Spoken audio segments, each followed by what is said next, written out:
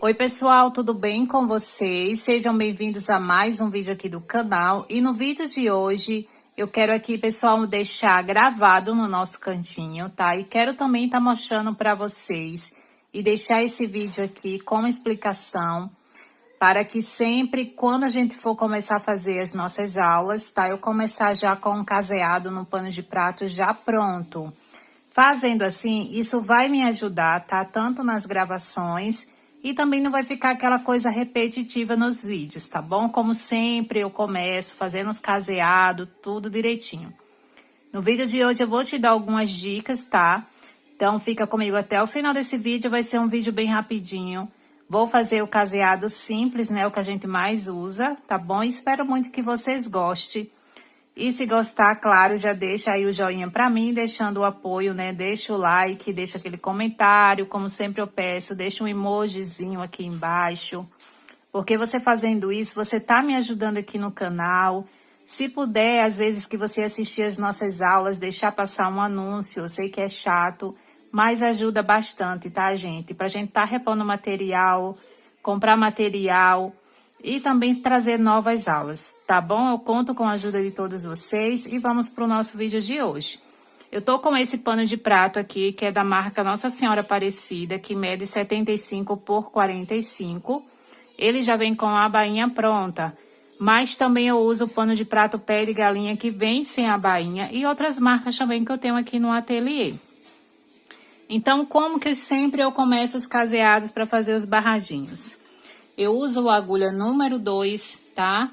E a maioria das vezes, sempre, né, eu uso a linha Anne para fazer os meus barradinhos, tá bom? Mas eu vou estar trazendo uma novidade de uma nova marca de fio, que também é da Círculo, muito boa, se caso você quiser também tá usando aí nos nossos modelinhos e logo mais vai sair um vídeo sobre isso. Então, vamos lá, meus amores. Sempre eu começo dando aqui 2 laçadas na agulha para começar. Ou você pode já vir direto no pano e puxar a laçada, tá? Ó, eu sempre começo no cantinho aqui do pano. Vou furar no cantinho, ó. Furei no cantinho. Puxei a laçada. E vou fazer o meu ponto baixo alongado. Fiz o ponto baixo alongado. Deixa eu só ver se eu consigo melhorar a iluminação para vocês.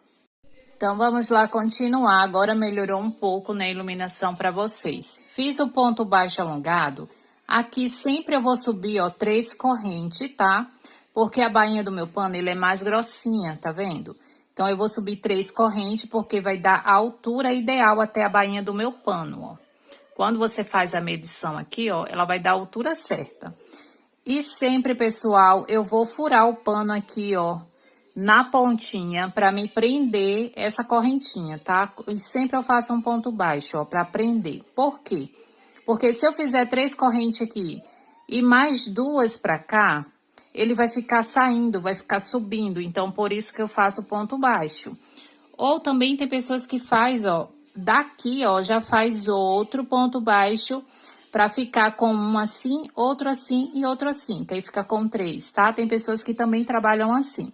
Eu gosto de deixar já o quadradinho certo. Então, aqui eu faço mais 2 ou 3 correntes. Geralmente eu faço 3. Para chegar até a distância aqui, ó, onde eu entrei nesse primeiro lugarzinho. Então, aqui eu vou entrar, ó, e faço novamente um ponto baixo alongado. E aqui a gente vai ter o nosso primeiro caseado. Opa, desculpa, não estava mostrando. Aqui a gente vai ter o nosso primeiro caseado, que vai ser o caseado do canto. Aí, daqui eu vou seguir fazendo os meus caseados, ó. Sempre eu utilizo 2 correntinhas de separação. Mas se o seu ponto for muito apertadinho, pode fazer com 3 correntinhas que também vai dar certo, tá? O meu ponto, ele não é bem apertadinho, ó. Deixa eu mostrar pra vocês. Pelo menos com essa agulha não fica, tá? Se eu usar uma agulha menor, o meu ponto fica mais apertadinho, mas eu já me adaptei com a número 2. Então, fiz 2 correntinhas de separação e vou dar o espaço. O espaço, ó, quando você puxa aqui, ó, você deita ela aqui na direção, ó, vai ser esse espaço aqui, ó. Tá vendo? É esse espaço que eu dou quando eu faço as 2 correntes. Existem casos de eu querer colocar 33 caseados nesse pano, como ele é um pano que dá para colocar até 43 caseados, quando eu vou colocar os 43 caseados, eu diminuo, ó. Eu faço isso aqui, ó. Deixo mais justinho o tamanho do caseado. Quando eu quero colocar menos, então eu estico bastante, ó, essa correntinha e já dou um espaço maior e faço o meu ponto baixo alongado. Por quê? Porque esse ponto baixo, quando você fecha aqui, ó, automaticamente, aqui, ó, já gera outra correntinha, ó. Tá vendo? Fica como se fosse 3 correntinhas. Então, ó, veja que ele ficou mais largo a distância. Deu pra fazer com as 2 correntinhas, ó. Não ficou aquele ponto folgado a ponto de desmanchar. E deu certo. Se eu quisesse fazer ele menor, também dava certo, ó. Eu apertaria mais essas correntes, ó. Diminuía a distância e fazia ele, ó, mais curtinho. Tá vendo? Ele ia ficar mais curtinho, as correntinhas iam ficar bem esticadinha também, só que eles iam ficar bem apertadinho, ponto. Então, eu uso essa técnica, tá? E se você tiver o ponto aí bem apertadinho, com 2 correntinhas você não conseguir esticar a ponto de dar a quantidade dos meus caseados. Um exemplo, se o barrado ele for múltiplo de... se você tem que fazer 33 caseados, eu consigo colocar nesse pano usando 2 correntinhas.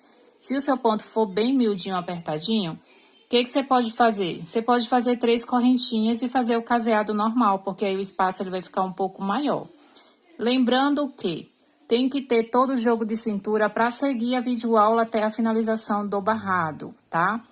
Como sempre nas videoaulas, pessoal, eu falo, gente, se fez 2 correntinhas de separação do lequinho e ficou apertado, repuxando, faz mais uma. Isso é muito importante, pessoal, nas aulas. Se ficou folgado, diminui uma correntinha a cada carreira, em vez de aumentar. Sempre eu dou essas dicas. Agora, tem pessoas que vê o vídeo, pula o vídeo, passa todas as dicas, aí depois fala, não deu certo o barrado, embabador, fez isso assim, assim. Por quê? É normal, cada um tem a sua tensão de pontos, mas é muito importante você seguir a aula e ver as dicas.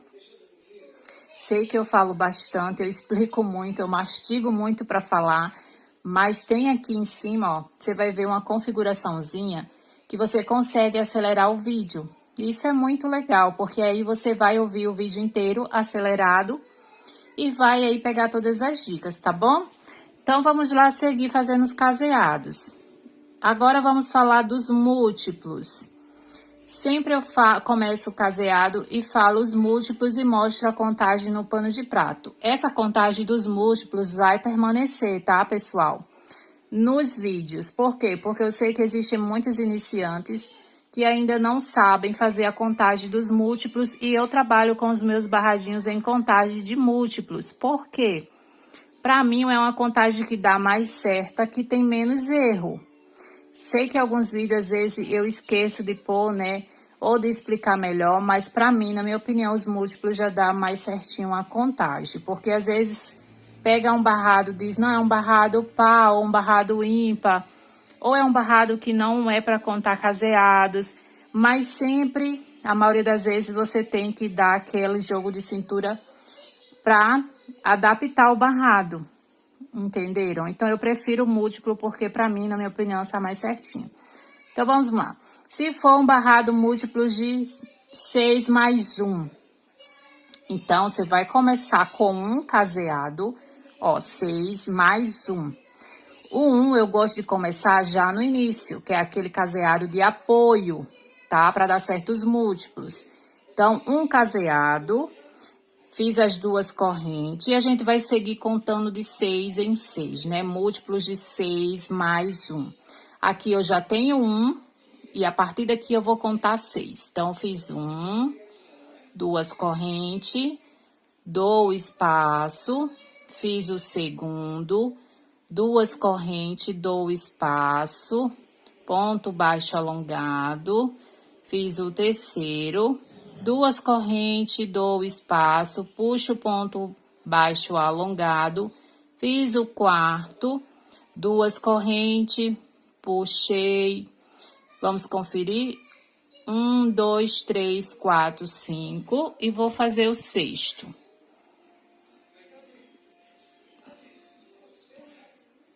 Seis caseados. Então, ó, aí começo. 1, 2, 3, 4, 5, 6.